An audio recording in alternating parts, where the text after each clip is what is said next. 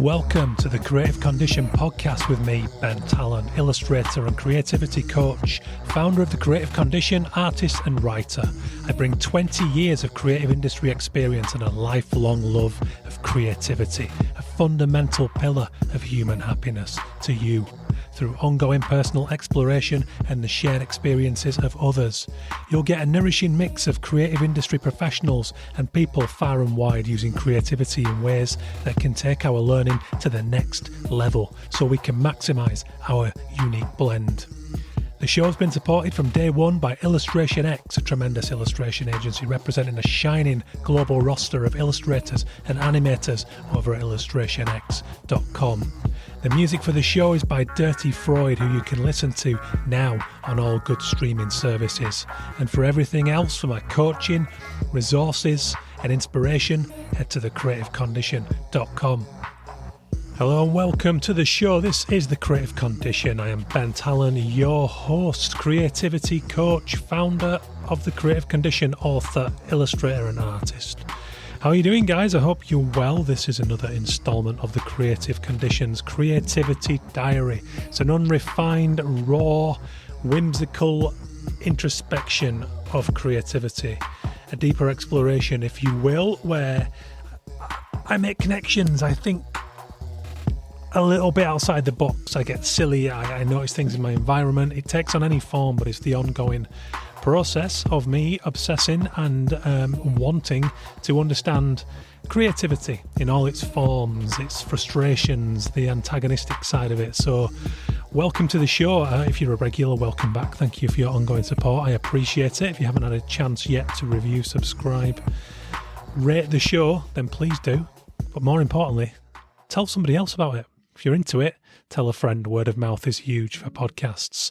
I would really appreciate it. Thank you if you've already done it. If you're new to the show, welcome. It's a joy to have new people on board. The numbers have been buoyant recently, which suggests that more people are finding it, whether that's through my LinkedIn ramblings about creativity, psychology and all that stuff, or whether you're just stumbling across it through Spotify or the likes.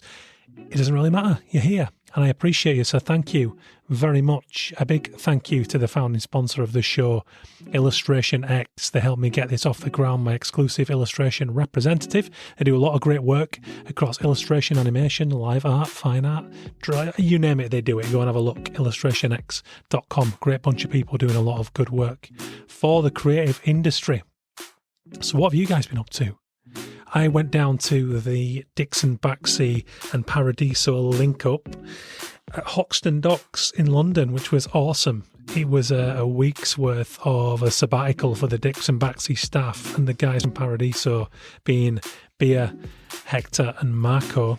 And they did a lot of great workshopping, talks, people opening up about their more personal, emotional creativity, which was awesome to see. I managed to catch a few of those and I went down for a day.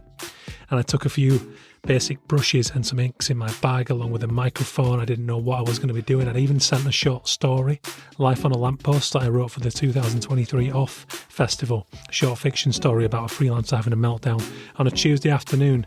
Somewhat autobiographical, but not entirely. As with good fiction, you like to amplify it.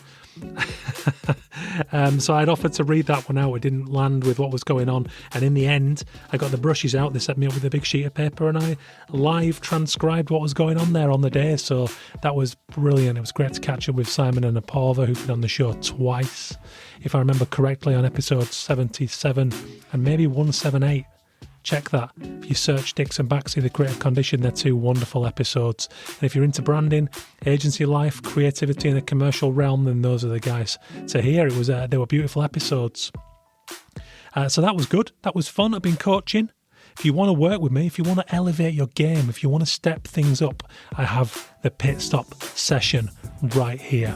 It's an intensive audit of foundational creativity, and I am positioning it as a way to better understand and tell your story in this age of AI, because we all need to do that right now.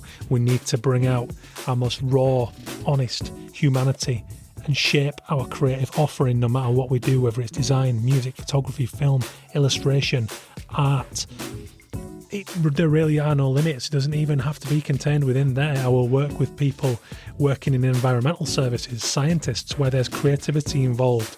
This is an essential pit stop that will help you elevate things to the next level and gather a conscious understanding so you can just hit new levels, move forward, knowing what can't be replicated in your services. If that sounds good to you, if you're frustrated in your role, if you're freelancing and you're not getting much luck, get in touch.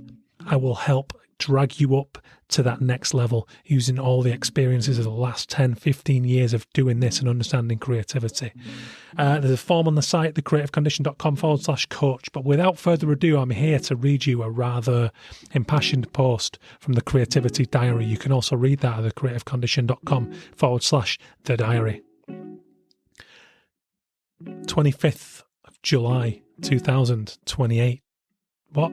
28th of July 2025. We'll go again there.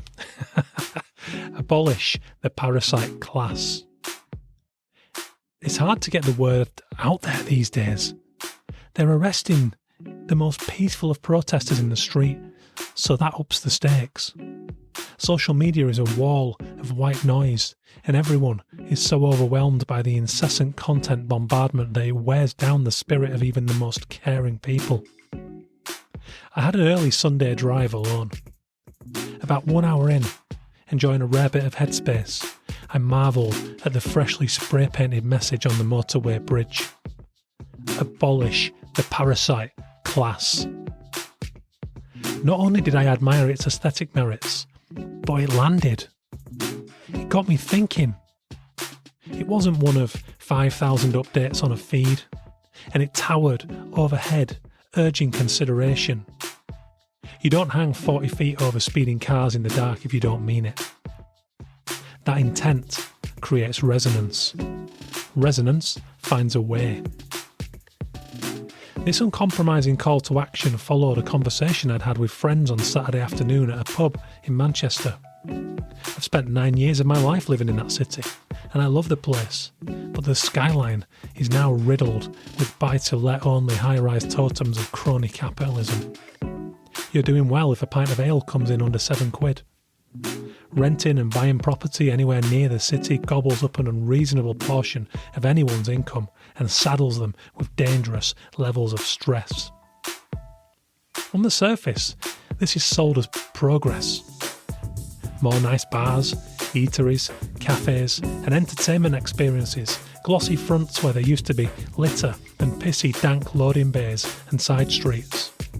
But this is pay to play, and so few of us are invited to the table.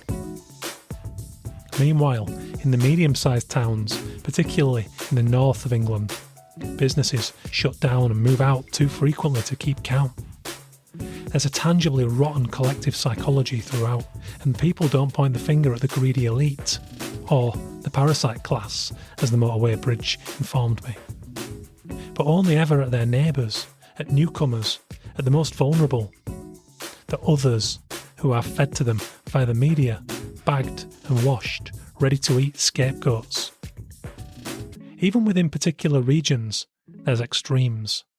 Quaint towns with middle-class money surround bigger struggling post-industrial working-class towns bereft of jobs and disposable income, decaying and increasingly overrun with empty shops. This class divide was always here, but never so stark. Not in my lifetime. So when this message over the motorway grabs me by the throat, I sigh and nod, because it's hard not to desire a revolution, a collapse, something to jumpstart the souls of those who cry for something kinder. My days of sending myself into social media triggered negative thought spirals and cutting myself off from creativity and joy are gone. I'm largely offline, arranging calls, working hard to maintain a baseline of relative optimism so I can contribute to the fight via my work. The fight to elevate creativity's role in our communities so we can solve problems, not contract them like terminal sicknesses as I attempt to get by in these anxious times. It isn't ignorance, It's an acknowledgement of who rules these online platforms and why that particular branch of rage was playing right into their hands, doing me so much more harm than good. I won't be abseiling down motorway bridges in the dead of night, but I'll be operating in the physical world as much as I can, thinking differently about what rebellion means and might look like in today's world.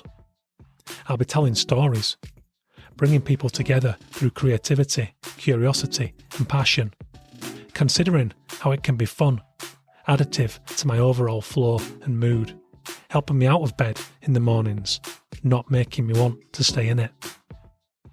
So there you have it, guys. That is a big, heavy post on the Creativity Diary this week, and I'd like your thoughts on it because it really does speak, or the graffiti, I should say, spoke to me in a really interesting way because, as I mentioned there in the post, it cut through everything.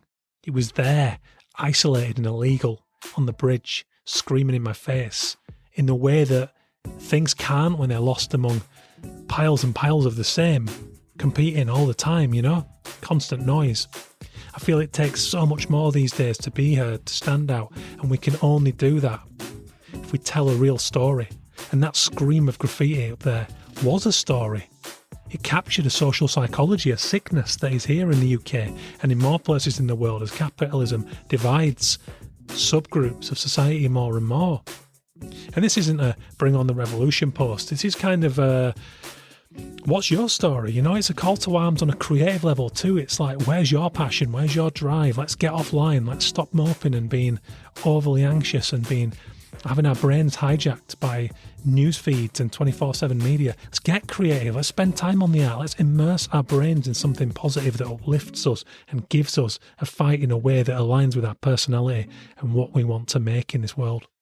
So there you have it. That's it. One post this week. I thought it was strong enough to release upon you as an isolated thing. If you'd like to tap into your story and elevate your game to a level where you really do carve out your standpoint and you become more resilient to AI and replication by having something so human and so real that people want to engage with it, then get in touch, because that's what I can help you do through my pit stop session and through my longer term coaching programs. It's just that I always like to start with a pit stop to catch a person where they are, to give them an initial batch of thoughts to muse upon, to action, to get into some exercises, and then if that works and we feel a good synchronicity, then we can look at a longer term program. I've got 2 long-term clients now, and it's an absolute joy to check in every other week and help them with a very bespoke designed program.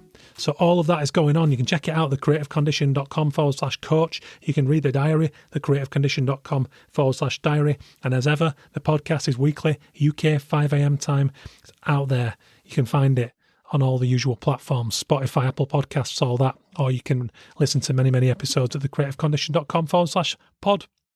Big thank you to the founding sponsor of the show, Illustration X. Let me know how you guys have been. If you want to get in touch, the best way is over email, ben@bentalon.com. Let's talk. I'd love to work with you on the coaching front. Cheers, guys. Have an awesome week. Take care.